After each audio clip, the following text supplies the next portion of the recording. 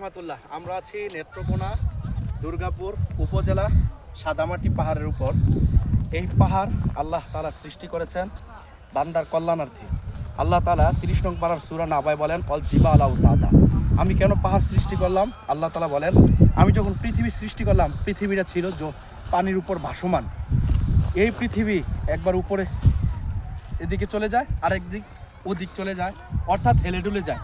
যার কারণে আল্লাহ সুবহানাহু ওয়া তাআলা এই পাহাড়কে সৃষ্টি করেছেন পেরেক হিসাবে। প্রত্যেকটা পাহাড় আমরা দেখতেছি পৃথিবীর বিভিন্ন প্রান্তে, বাংলাদেশের বিভিন্ন জেলা উপজেলা আছে, এইগুলো আল্লাহ পাক পাহাড় স্বরূপ পাঠিয়েছে। কেন দিয়েছেন? যাতে করে এই জমিনটা এদিক সেদিক হেলে না যায়। আমরা যেমন ঘর বানানোর পরে পিলারের ভিতরে পেরেক মারি, তেমনিভাবে আল্লাহ তাআলা এই জমিনের উপর পাহাড় দিয়েছেন পেরেক স্বরূপ। অতএব আল্লাহ তাআলা অফুরন্ত নিয়ামতের ভিতরে এইটা একটা অত্যন্ত নিয়ামত। কিন্তু বড় দুঃখের বিষয় হলো মানুষ নামে কিছু জানোয়ার এই পাহাড়গুলা কেটে কেটে বিনাশ করে ফেলছে।